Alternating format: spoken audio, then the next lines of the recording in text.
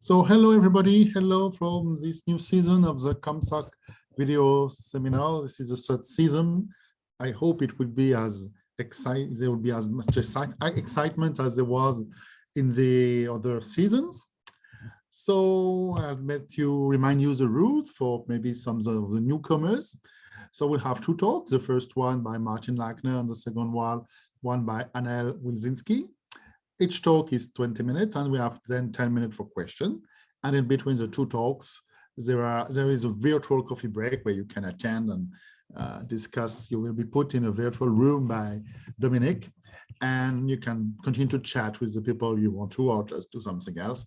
And then we start again 10 minutes later. If you have a question, you can put it in the chat. Either someone might answer it immediately, there's a co-author, or if there's someone who has the answer. Otherwise, we'll review the question during the question time at the end of the talk. So I think we're ready now. So Martin, could you please share your screen? Perfect. And our first speaker is Martin Lackner for TU Wien. And he will talk about perpetual voting, something that's so fantastic for us as researchers. So please, Martin, it's up to you.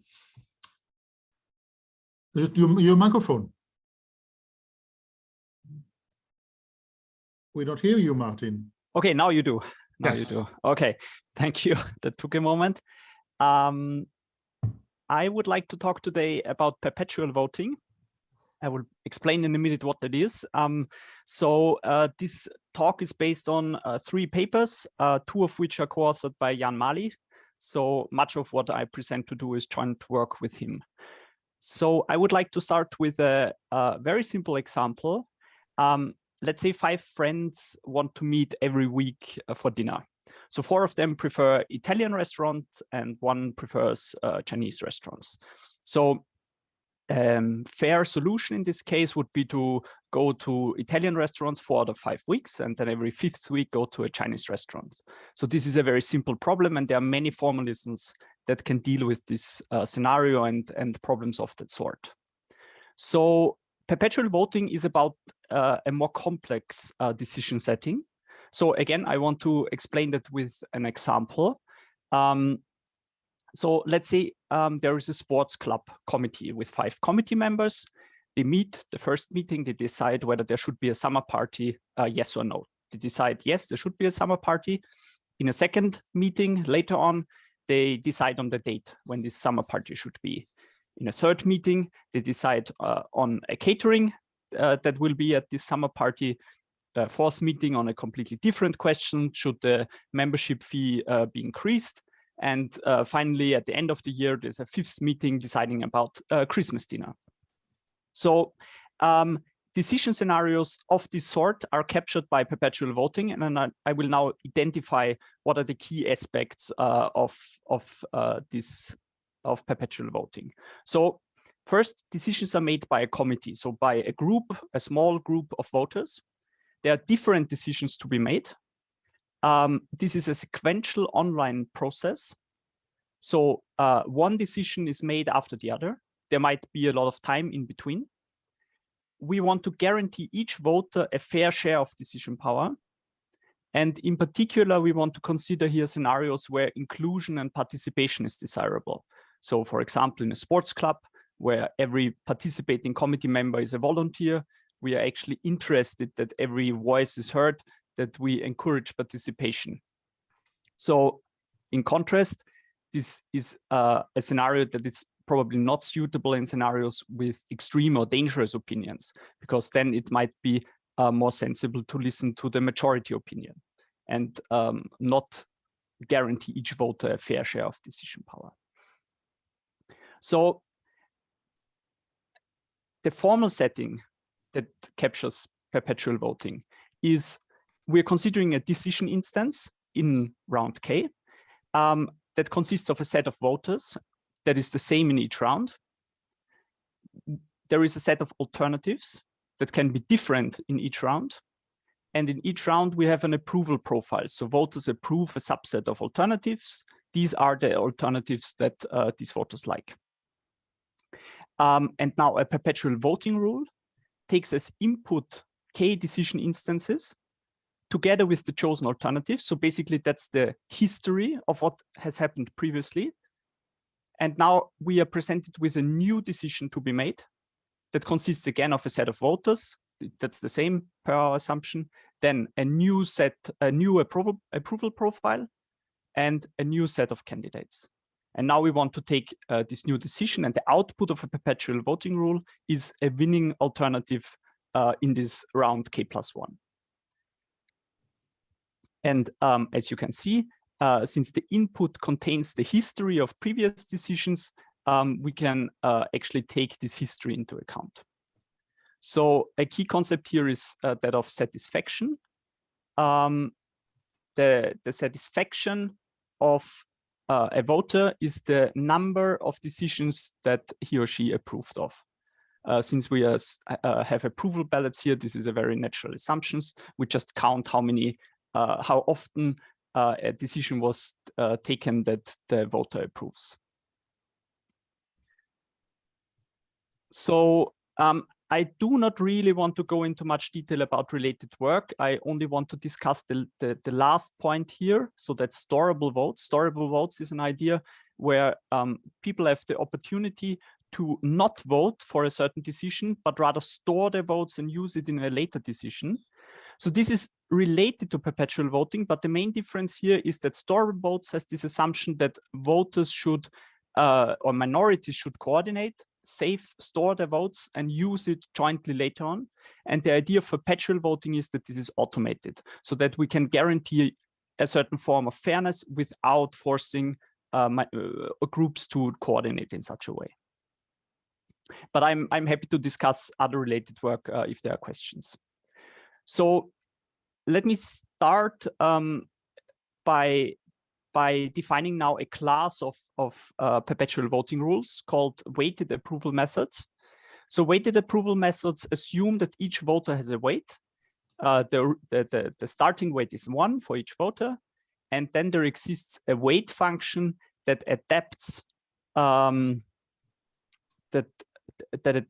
these weights depending on the history of previous decisions. And now a weighted approval method selects an alternative that has a maximum weighted approval score. So the voters have weights, so we can add up how much support each candidate has and pick the one that has the largest weighted approval score. This is a very general class.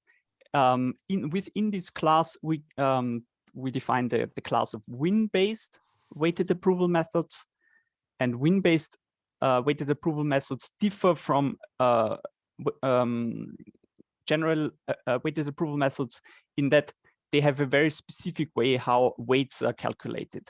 So the weight alpha k+1, that's the weight in round k+1, is calculated as follows. It remains the same if voter V was not satisfied by the previous decision. So the winner in the previous round was not contained in the approval set of voter V. So if you're losing, then your weight remains the same. And if you're winning, if one of your approved candidates was chosen, then there is a function G applied that modifies your weight. And this is a non-increasing function. So usually your weight will decrease because you were satisfied in the previous round or in previous rounds. The advantage of Wien-based voting rules is that they are very simple, they are very easy to explain, and if you're winning, you know exactly what will happen. So this is a very clear and simple voting rule those that fall into this class. Okay, so 2 examples. The first one is perpetual approval voting. This is not really a perpetual voting rule. Here we define the weight in round k+1 equals the weight in round k. And so that is the weight of all voters is always 1. This boils down to just use approval voting in each round. And by that not take the history of previous decisions into account. Still, this is a Wien-based weighted approval method. More interesting probably is perpetual PEV, so that stands for proportional approval voting. For those of you who know this voting rule, they will recognize this equation. So voters start with a weight of 1. Afterwards, if they win, their weight is reduced to 1/2, then to 1/3, then to 1/4, and so on. So the weight in round K is 1 over their satisfaction plus 1. And the right side of this equation actually shows that this is really a win-based weighted approval method, as can easily be checked. So these two are win-based weighted approval methods. Now I would like to present a third voting rule that is a weighted approval method, but not a win-based. So this one is called Perpetual Consensus. Here we assume that the weights of satisfied voters, so those that win in a certain round, are reduced in total by n, so the number of agents. And this total number of n is split equally among all voters that are satisfied by a decision. As a consequence, voters can have negative weights. If a decision is made by a minority, then reducing their weights by n will probably lead to negative weights. Voters with negative weights are later on not taken into account when determining the winning alternative. So until they refill their weights so that they are again positive. And that happens because after each decision, the weight of all voters is increased by 1. So as a consequence, each round we decrease the weights of some voters in total by n, and each round we increase the weight of all voters by 1. So for each round, the sum of weights will always be n, the number of voters.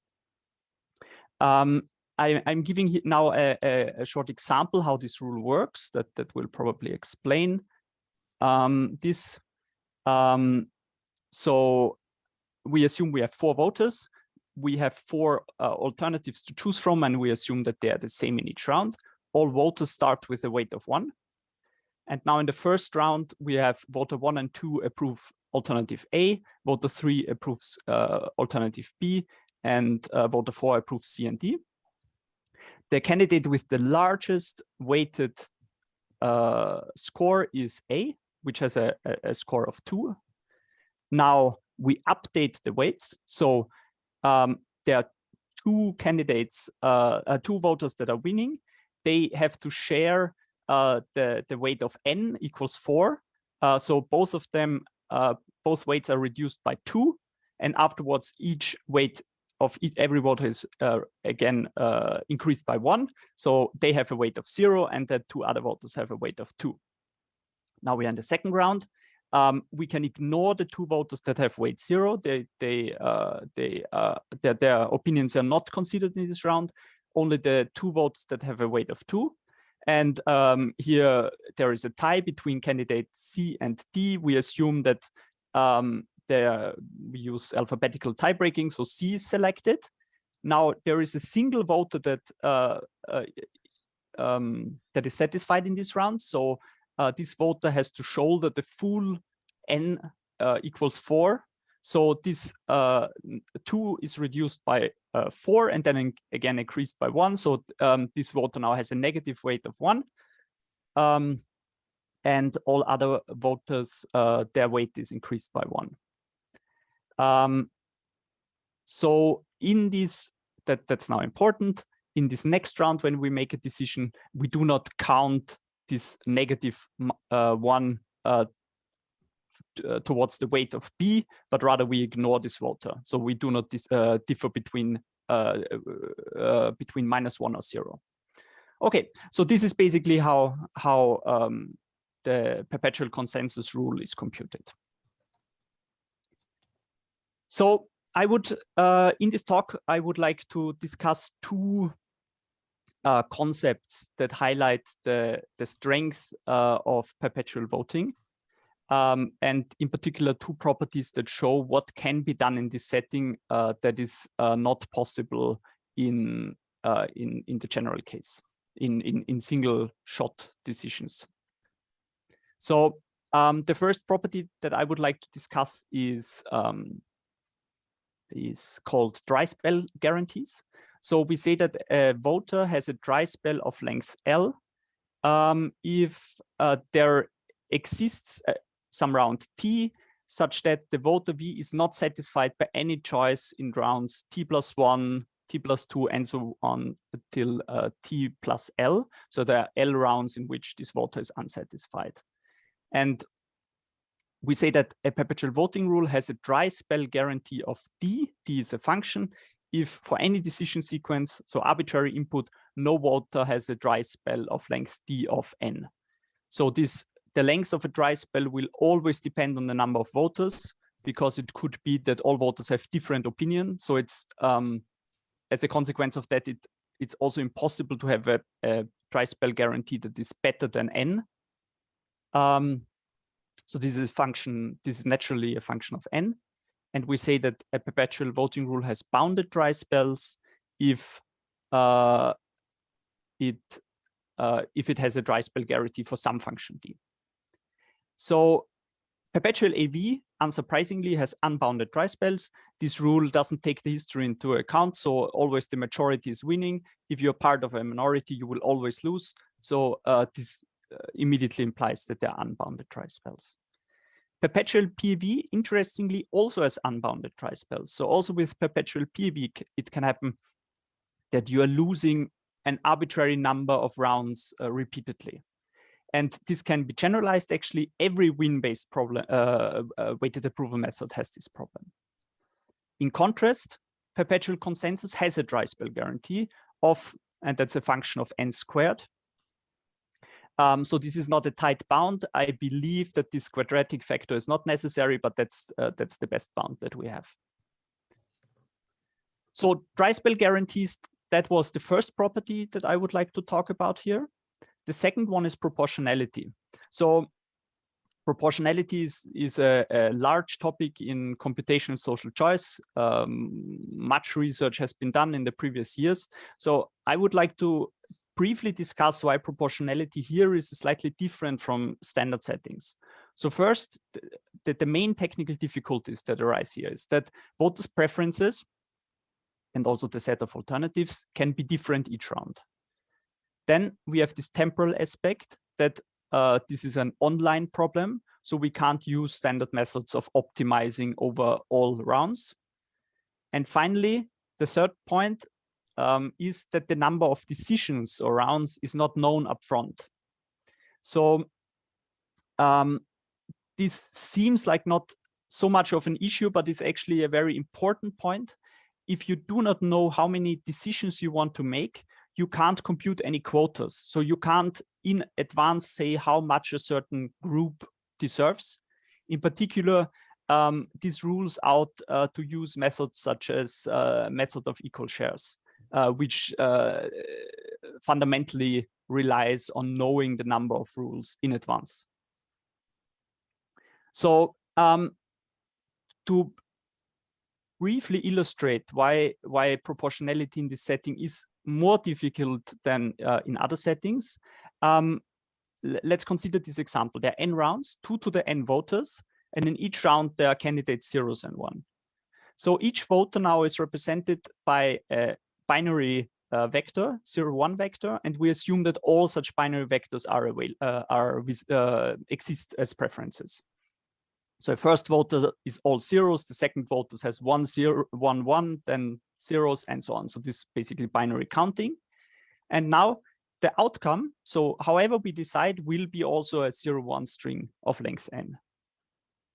So for every possible decision sequence, for every possible outcome, there is one voter with satisfaction 0 that will be dissatisfied with every outcome. However, this voter has an opinion that is shared by n half voters in every round. So this voter can say, well, I'm not at all satisfied by the outcome, even though I don't have an unpopular opinion. In every round, I can point to n half voters that actually share my opinion. So from that perspective, it seems like this voter had a good argument why his or her preference should be respected, but actually it's impossible that something like that can be done, because independent of the outcome, we encounter this problem.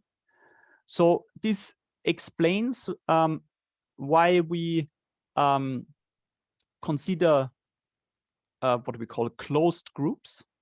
So a group of voters is closed if, so for every voter V that is contained in this group and voter W that is contained, and every arbitrary voter W, these two vote, the approval sets either coincide in the case that W is also part of the group, or it's empty if W is not in the group. So this group is closed in the sense that all the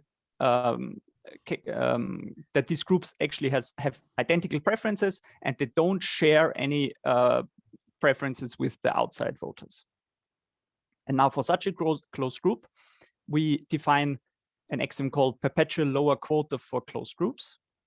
And that states that the satisfaction of voters in a closed group is at least K. So we are considering now a K decision sequence, so a decision sequence of length K. The satisfaction of a voter in such a group is at least K times the size of this group divided by the number of voters. So that's the relative size of the group times K. And now lower quota means that the satisfaction is at least this number rounded down. A classical lower quota axiom that applies to such closed groups. And analogously, we can define upper quota for closed groups, where we bound the satisfaction of closed groups. So this is an axiom that states that no closed group should have a more than proportional influence on the outcome. So very briefly, results about proportionality. We can show that every Wien-based weighted approval method actually fails both LQC and UQC. So we don't find any rule in this Wien-based class that satisfies these properties. However, perpetual consensus satisfies the upper quota axiom, but it fails the lower quota axiom. So I'm coming to now to an overview of results. Conclusion? Yeah, this is the conclusion. Two conclusion slides. I'll be quick. So approval voting unsurprisingly fails all these axioms. For perpetual consensus, we have bounded dry spell and upper quota, and there is a rule which is called perpetual fragment. This is an adaptation of sequential fragment, the multi-winner voting rule, that has bounded dry spells and satisfies the lower quota axiom. So I'm skipping that. I'm going directly to the summary. So perpetual voting is suitable in long-term voting scenarios where this participation and inclusion is important.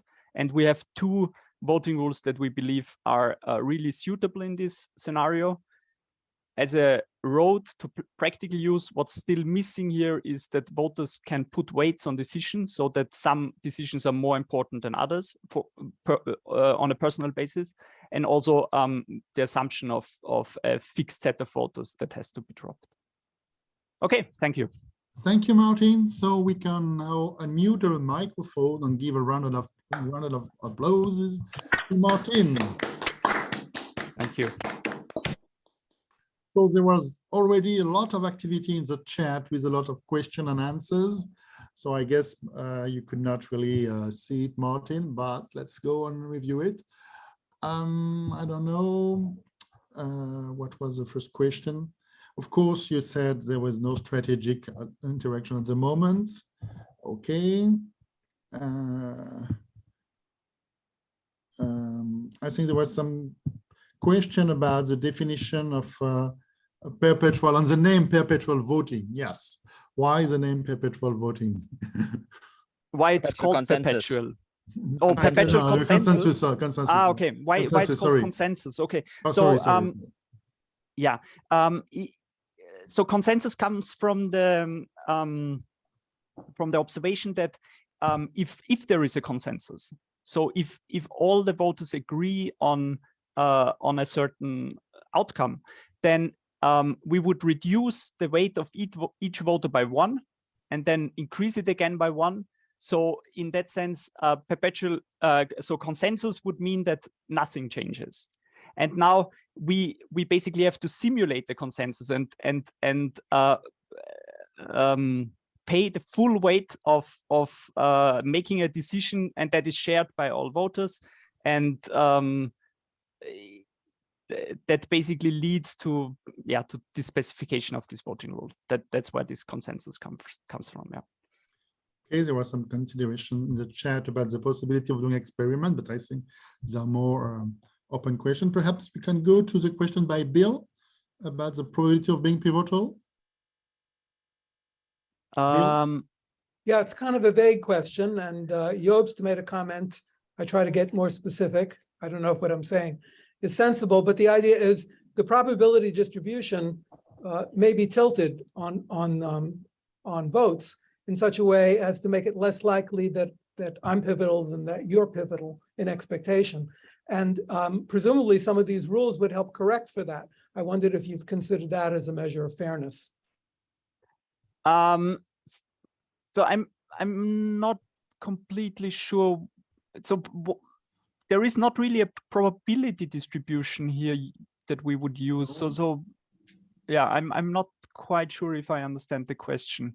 No, but in the theory of probabilities, in the probability of success, you set an a priori distribution of the future vote, and you will compute your probability of success, your a priori probability of success, your a priori probability of being pivotal, with, of course, some hypothetical distribution of the future votes. Okay, and then you could compare that to how the weights are handled and see whether these weights are distributed in. I understand. Yeah, I don't have a good answer to that. So that sounds like, yeah, that could indeed be a very nice property to prove something that relates this probability to the weights that are used. But we haven't done that, and I don't know an answer. Okay, there was also a question about randomization by jobs. I have a different question. Shall we stick to the randomization anyway? You can have 2 questions. Okay, go for 2 questions. No, I'm fine with the randomization stuff. I'm rather interested in whether this a little bit strange thing with the negative weights could be avoided by considering an additional nonlinear transformation from the kind of the weight, which is something like a stock that I have, like a capital, and how many actual votes I can buy from that, or it will lead to. Did you consider this? Like, for example, the actual weight could be the exponential of the weight, which would then allow us to have negative weights. So what I can say is that this is really a key decision, how to split the cost of a decision. And if you're using a different way how to handle this, how to distribute this weight or the cost of a decision, then the voting rule changes a lot. So, for example, this perpetual fragment voting rule is actually very similar to perpetual consensus, but uses a different way how to spread costs. In perpetual fragment, there are no negative weights. But so I was not talking about how you spread the cost. I was talking about how you translate this, what you call W, into how much influence I actually have on the next decision. Currently, it's just a linear influence. Yeah? Okay. If I have twice the weight, I have twice the influence. But you could make this in any other nonlinear but monotonic relationship. You could say my actual weight is e to the what you call W. Yeah. Right, that was what I meant. Mm-hmm. Because I was just reminded of, for example, quadratic voting versus linear voting. They also play around with these relationships. Yeah, right. Yeah, that's a good point. I don't think I can answer anything specific to that, but sounds interesting. Yeah, one has to look into that. Yeah, absolutely. Thanks. Okay, we have 2 more questions. one by Pablo. Pablo, are you around? Pablo Rivas? Oh yeah, I put it in the chat. It's simply that the first conditions that you listed for the definition of perpetual voting was by committees, of course, but you mentioned small groups, but I was just wondering why the small groups. I was just curious if it holds for bigger groups. Yeah, so this is not really part of our model in the sense that it has mathematical meaning, but just the kind of use cases that I think where these formalisms really make sense is in groups where people know each other and can relate to these weights. So this is mainly meant to distinguish from, say, political elections with millions of participants, where I don't think that this framework really has a good application. So this is not a mathematical assumption in that sense. Yeah. Very cool. Thanks. Okay, we have perhaps the last question by Edith. Edith. Yeah, I can unmute myself. So perhaps. Okay, so perhaps kind of, I don't expect a theoretical answer, but maybe empirical or something. Yeah. So perhaps today we vote on the Christmas dinner, tomorrow we vote on membership fees, right? And we change that to voting on membership fees today and on Christmas dinner tomorrow. How could that change things for a voter?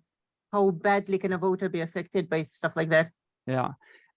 So I can't give a specific answer here, but this is very clearly affecting the outcome.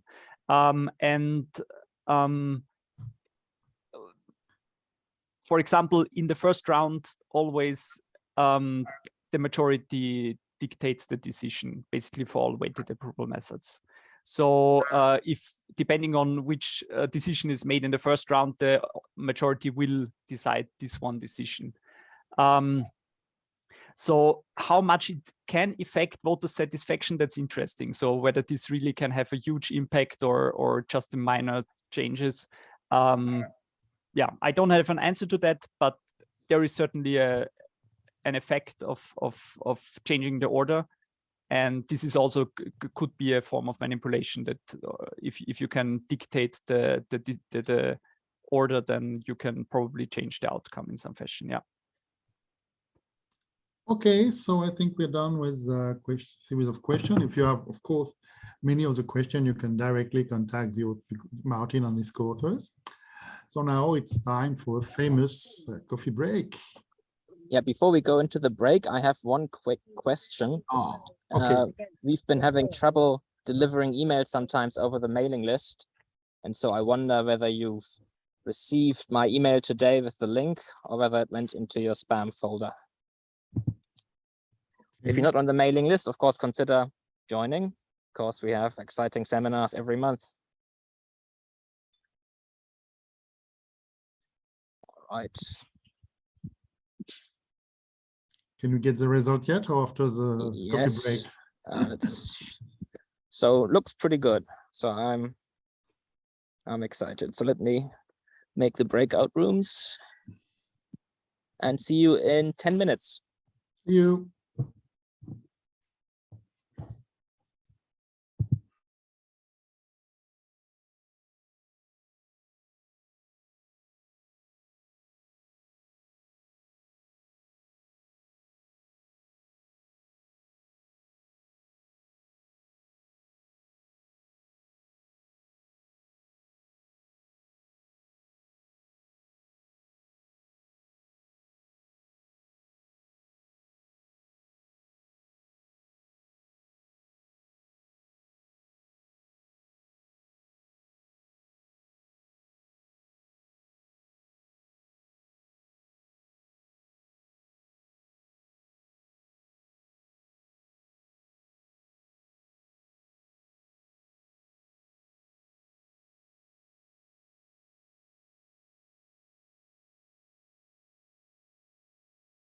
Anaëlle.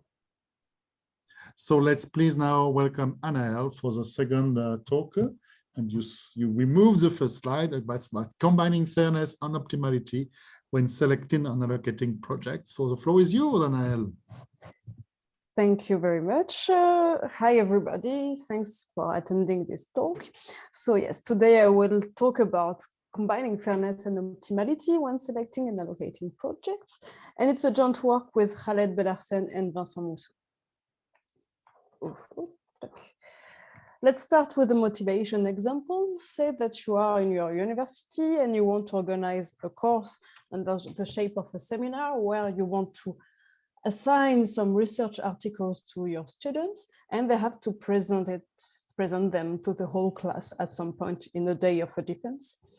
And yeah, you want to present propose different research articles, and they have to choose or to submit at least their preferences over this article. And typically there are more articles than students. So for instance, you can propose some papers in reinforcement learning, deep learning, or clustering, or maybe some COMSOC papers in voting, fair division, or even some planning papers. Say that you have 4 students, it's a very small course, and they submit their preferences, and maybe you can think of this allocation, and at least it's Pareto optimal. It doesn't seem too bad according to the preferences of the students, but at the end you have assigned 3 papers in machine learning, only 1 in COMSOC, and no one in planning. So maybe if you want a seminar on global AI topics, it will be a kind of problematic because it will not be very varied, and you want maybe more diversity. So here you see that you maybe want to combine the selection of the whole presented articles and allocation, in the sense that students are satisfied with the articles that they receive. Another example would be for the organization of a conference. Say that you want to assign some slots to speakers and you don't have your dates yet, and you propose to them different dates. If you first do a direct allocation according to their preferences, maybe your whole conferences will be a bit weird because everybody would like maybe the late morning and the early afternoon. And in this case, well, you will have to book a lot of rooms, and it will not be very cheap for the organization of your conference. So it's not very satisfactory according to the final subset of selected slots. If you do first the selection and then the allocation, so for instance, the selection thanks to a multi-winner voting rule, for instance, then you may have a very compact conference in 2 days, but at this point, maybe the speakers who are assigned the slots in the early morning are not very happy with what they receive. So, well, it's not very good at the end neither. So with these 2 small examples, you can see that we would like to do the 2 goals of selection and allocation in one way, both together at least. So it's what we'll try to investigate in this talk, and we will focus on optimality and fairness issues according to the preferences of the students or agents, depending on who is concerned. So first, I will do a quite long detour regarding axioms about optimality and fairness in my model, and then I will investigate 2 ways of combining selection and allocation. So first, let's talk about our model first, more precisely. So basically, it's a model of house allocation, where this time which houses are allocated in total matters. So we have a set of agents, a set of indivisible resources, objects, which typically are, we have more such objects than agents. And we assume that our agents have strict ordinal and total preferences over the objects, and we want to like an allocation, I was saying house allocation, that assigns to each agent exactly 1 object, okay? And we cannot share 1 object. And so the goal would be to find an allocation that is optimal and fair for the agents and good according to the set of selected objects. So we'll see what we would like to mean by good and optimal and fair. Okay, let's talk first about optimality. So it will be quite classical. So we will talk about Pareto optimality and some refinements. So Pareto optimality, I think that you all know it. The idea is to not have another allocation that is at least as good for all the agents and strictly better for at least one agent. Okay, we'll look at also a refinement of Pareto optimality, which is rank maximality. And for rank maximality, we'll look at a signature of an allocation, like what is drawn below my preferences here. And it's a vector which gives all the agents who are assigned their first most preferred object, their second, then their third, etc. And the idea is to maximize this vector lexicographically. Okay, so here, for instance, the blue allocation is better regarding this rank maximality than the red allocation. Another refinement of Pareto optimality that we will look at is popularity. And for popularity, which is well known in matching, the idea is to compare the allocations in a pairwise way, and we will let the agents vote between allocations. And they will vote according to what they personally receive. So for instance, here, if we compare the blue and the red allocation, Alice is getting the same object, so she abstains, she does not vote. But Bob and David prefers the object that they receive in the blue allocation, and Carlos prefers the one that he receives in the red allocations. So we have 2 votes for the blue allocation and 1 vote for the red allocation. And at the end, the blue allocation, is more popular than the red one. And the idea is that we have a popular allocation if there is no other allocation which is more popular than this allocation. Okay, so it's just a recall of definition. Now let's talk about fairness. And for fairness, since we are dealing with ordinal preferences, we will look at rank envy-freeness. It's a new name, but it's a concept that was already used, but more informally in previous paper.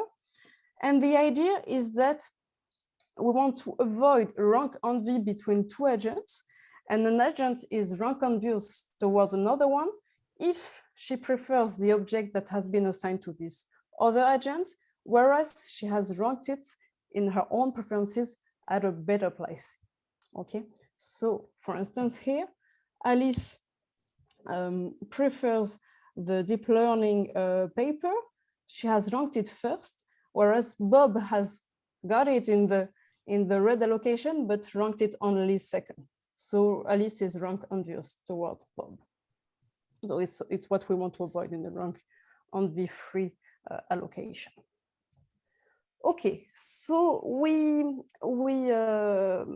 refine this concept by parameterize it by a parameter k, where we say that there is rank k envy between 2 agents if the agents prefer the object that has been assigned to the other agent, whereas she has ranked it higher in her own preferences, or the other agent did not rank it high enough in the preferences, and high enough in the sense that it's not within the k first object.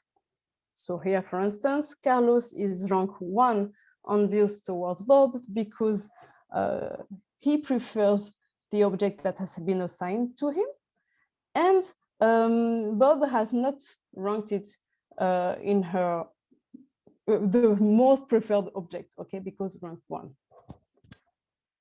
With that, we can draw a global scale of fairness according to this parameter k, and where we have our k envy-free allocation, which is also rank k prime envy-free for k prime greater than k.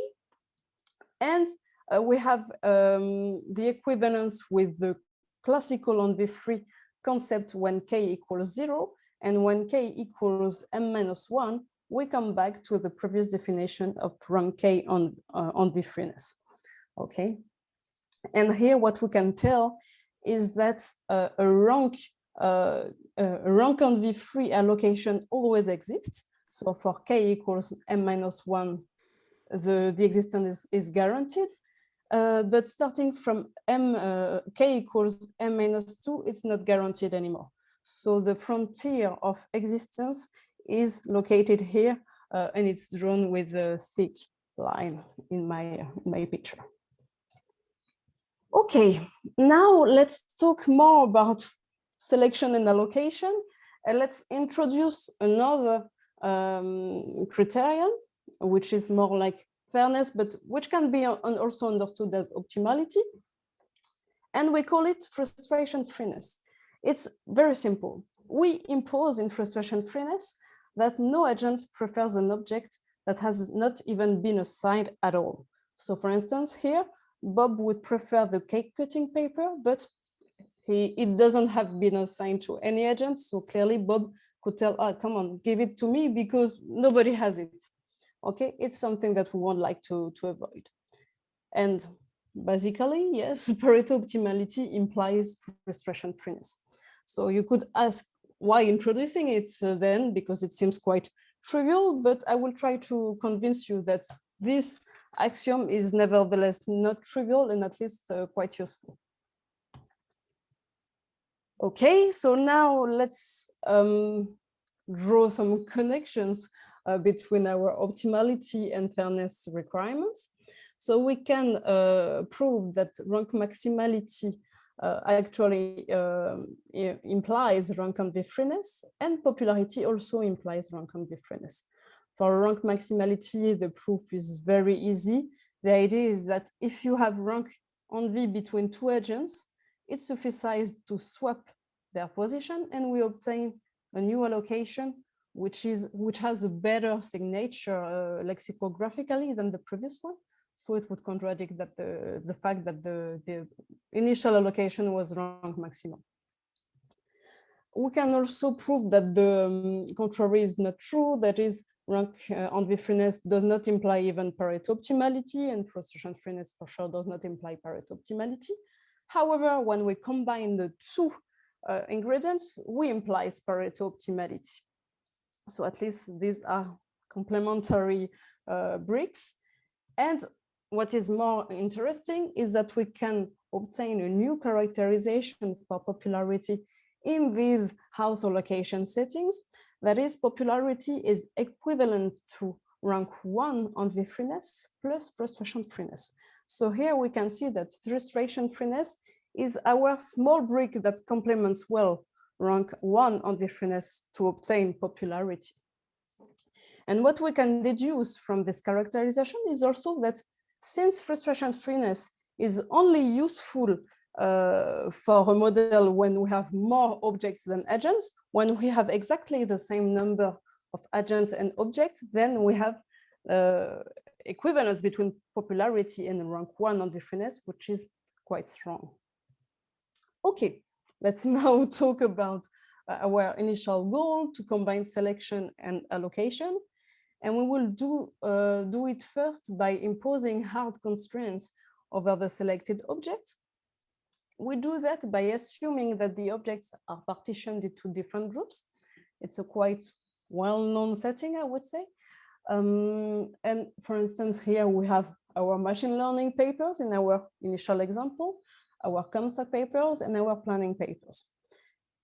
And then we will say that there are some lower and upper quotas over the groups. So for instance, here, it means that we want at least one machine learning paper which is assigned to someone, and at most 2. Okay. And we also look at 2 kinds of preference restrictions. The first one is no trivial group upper quota. It simply means that the upper quota is not equal to the size of the group. Okay. And for group-oriented preference, it's more natural. It means that you can deduce from the preferences of a project, the preferences over groups of projects here. Okay, now let's talk again about our frustration-free requirement. And in this new setting, which is more general than the initial one, we do not have any more direct connection with frustration-freeness and Pareto optimality, because even an allocation which is rank maximal and popular may not be frustration free. And so our nice characterization does not hold anymore. We still have one direction, but not exactly the same thing by saying that popularity implies rank 1 on envy-freeness plus Pareto optimality, but it's still an open question whether we could reach another nice characterization in this setting. And basically, yes, in this setting, frustration-free allocation may not exist. And we can have quite simple counterexamples, but even more bad news is that even the deciding about the existence of a frustration-free allocation is NP complete in this setting, even under group-oriented preferences or quotas without a trivial group upper quota. Okay. But when we combine the two restrictions, then this time we obtain a polynomial time algorithm to decide about the existence of a frustration-free allocation. So we can see here that our seemingly basic axioms of frustration-freeness is at the end not trivial at all, and especially in this setting. Okay, now let's talk about another way of integrating the selection goal into the allocation. And let's do that by just looking at the preferences of the agents themselves. That is, if we come back to our first example of seminar, maybe I would like to satisfy also your students with what is presented globally, because they will hear all the talks. So here we will look at two basic criteria, or at least very naive or natural ones. The first one would be the Condorcet winner criterion, which says that if we have an object that is a Condorcet winner in the preferences of our agents, then it must be assigned to someone. Reversely, more or less, if we have a Condorcet loser, it must not be assigned to someone. It's the Condorcet loser criterion. And these two criteria seems rather simple, but these two are already incompatible with frustration-freeness. We can see that with a basic example where all agents have different top first objects, and then we have to all assign them in frustration-free requirements. But if the Condorcet winner is ranked second, or the Condorcet loser is ranked first by agent 1 here, well, we should assign them, but not the Condorcet winner at second position. Okay. So what we do in this context is to design some variants of popularity to take into account the preferences of the agents over the selected objects. So to compare a subset of objects, we need a preference extension. And here, basically, we would assume a responsive set extension, which is compatible with any possible positive utility function. So the first requirement that we propose is popularity RS. And it says that, okay, in popularity, we compare allocations and we let the agents vote according to what they personally receive. This time, all the agents who are in tie, like for instance here, Carlos, David, and Elise, that is, they receive the same objects in both allocations, they will be allowed to vote for the allocation that they prefer, but according to this time, the set of selected objects. So what is assigned in total? So here, they prefer the clustering paper to, what is missing? Don't remember. Okay, don't see it well, nevertheless. Deep learning one, I think. Yes, it's this. So it's the blue allocation that received their vote. And at the end, the blue allocation is more popular RS than the red one. We prove that this variant of popularity implies both our Condorcet criteria. However, checking whether this property is satisfied is co-NP hard. So it's not very, wow, we would like something better at least. So we introduce another another variant of popularity that we call popularity RS. And here, this time, we let all agents vote again for the selection. So they all express themselves for the allocation and then for the selection, and we just add all votes and we compare the allocations like that. We'll ask you to conclude soon. Okay, it's my next slide. Okay, just to say that this time we still have the Condorcet winner criterion, and yeah, we have the polynomial time verification, but only if we design the responsive set extension in such a way that we drop transitivity. So, well, it's still a variant. And we prove that these two variants of popularity are compatible with rank envy-freeness. So at least it's we have quite nice theoretical properties, but not really computational ones. Okay, just to conclude quickly. So I was trying to convince you that there are some realistic contexts where it would be nice to combine allocation and selection. And we were focusing on two central notions for fairness that we have introduced or refined, so rank envy-freeness and Proportionality. And we were able to make some bridges with classical optimality concepts. And we were also looking at two ways for combining allocation and selection, so hard constraints and via the preferences of the agents. And the idea would be to refine the way of integrating preferences into the selection. So we have designed variants of popularity, but maybe there are things more clever to do. And we would like to extend it to other allocation settings, because here we're just in a simple house allocation. Maybe we could do it for more objects per agent. Well, it's future work. Thank you. Thank you very much. We can unmute our microphones and give a round of applause to Anaëlle.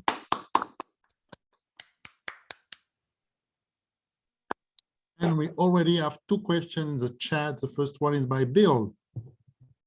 Yes, I'm not sure I'm on top of this, but it seemed to me that the notion of rank envy-freeness implicitly involved interpersonal comparisons of utility. Is that true?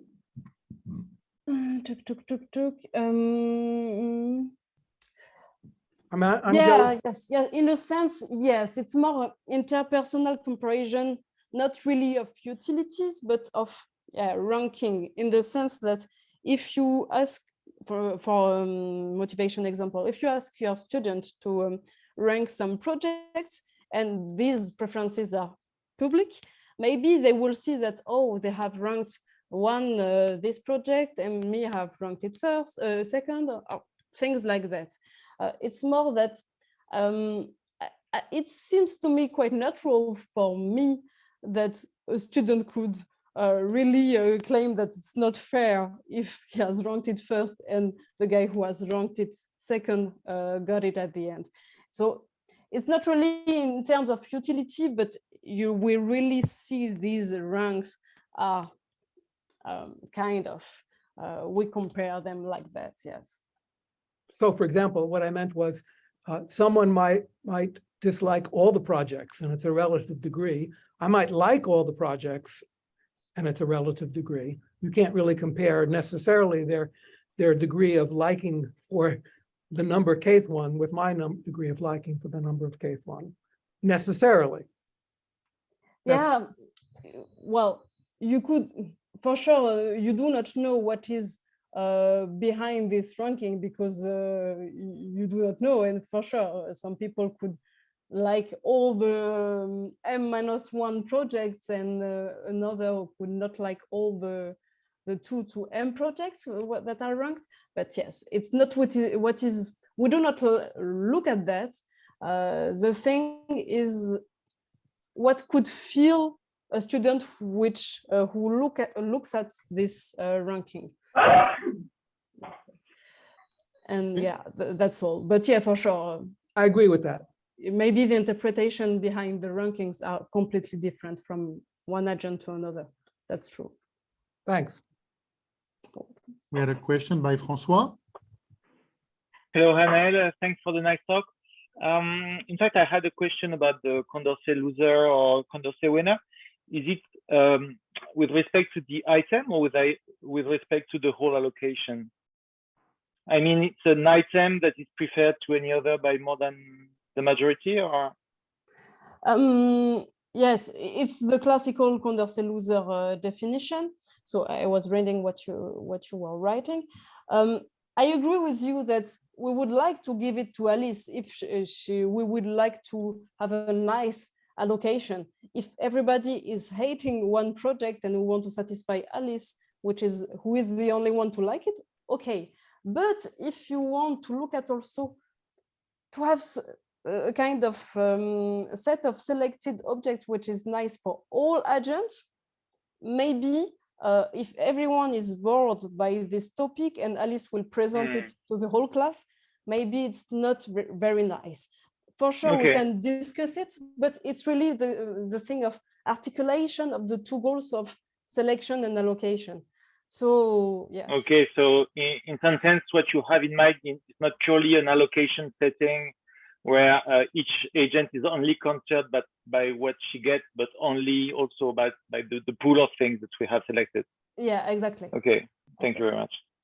Yeah, it is suggesting that you might look at the literature on generalization of Condorcet committees, perhaps.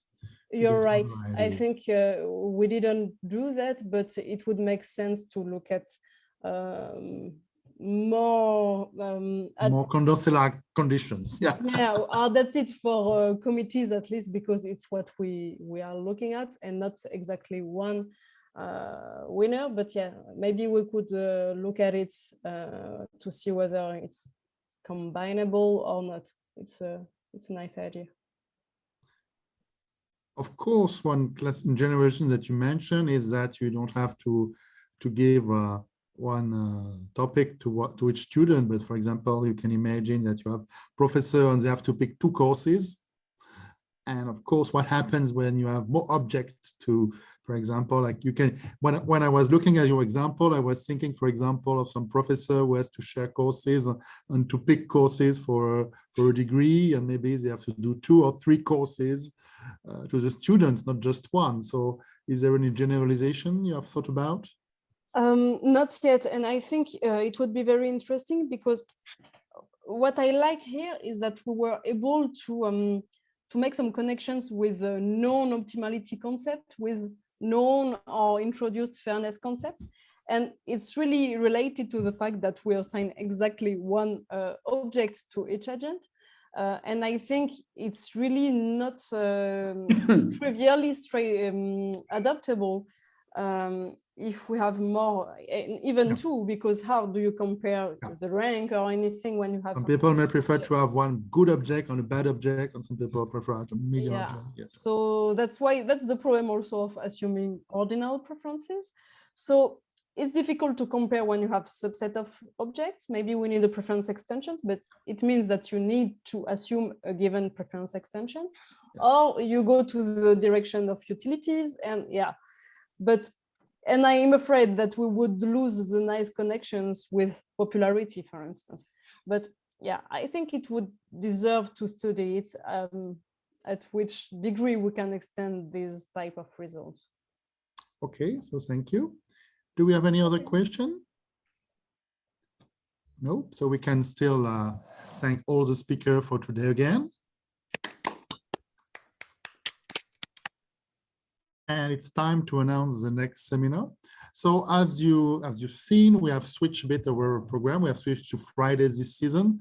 Normally, it would be the 2nd Friday of each month. Exceptionally, this was the 3rd Friday of September, but the plan for this year is to go on the 2nd Friday of each month, given, of course, that due to some constraints, we can slightly move our program 1 week before or after, or maybe a different day of the week.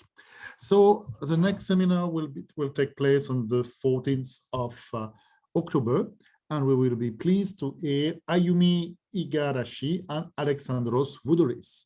So I hope we will see all of you in 3 weeks from now, I guess, almost. Bye-bye.